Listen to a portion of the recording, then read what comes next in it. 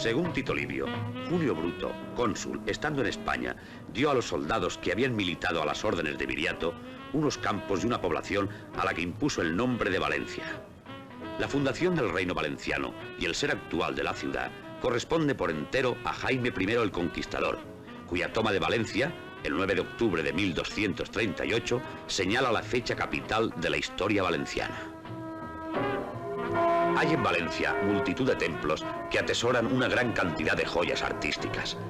Entre ellos, la capilla de la patrona, la Mare de Déu des Desemparats, siempre animado de fieles en el interior e incluso en su portal.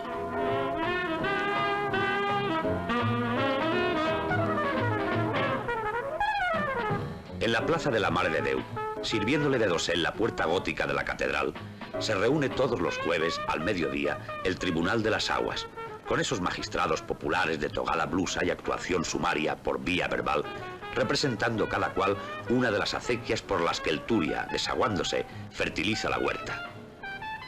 No es verdad que Valencia naciera rica solo por el sol, el agua y la laboriosidad de sus labriegos. Eso lo hay en otras partes. La riqueza la creó sobre todo ese sentido colectivista y democrático del agua que sitúa a todos en un pie de igualdad ante la ley no escrita, lo mismo al poderoso señor como al más humilde regante. Esto es mucho más que simple folclore.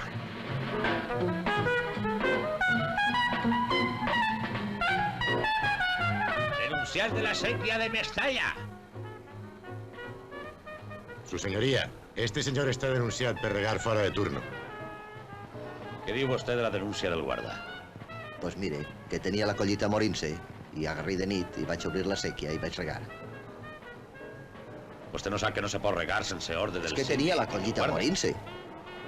Calle vostè. Este tribunal sentencia en penes i costes, danys i perjuïns en arreglo a l'ordenança. Faig el favor de retirar-se.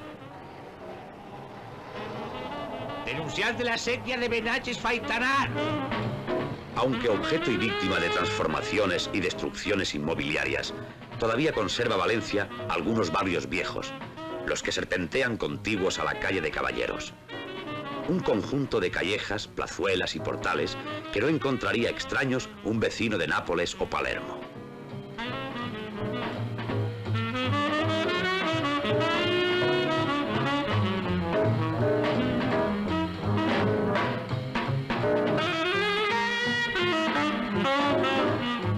Al principio de la calle de Caballeros, el Palacio de la Generalidad del Reino Valenciano.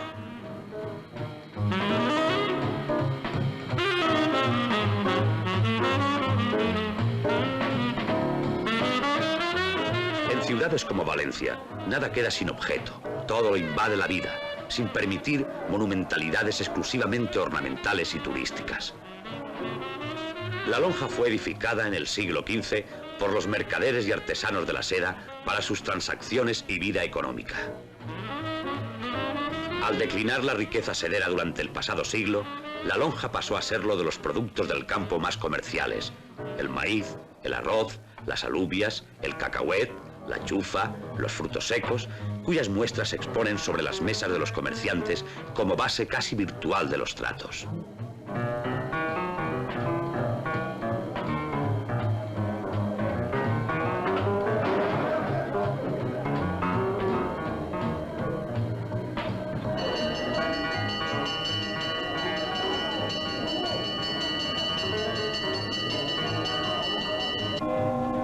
La lonja da rango a la plaza del mercado, con la parroquia de los Santos Juanes enfrente y el zócalo pintoresco de un comercio popular.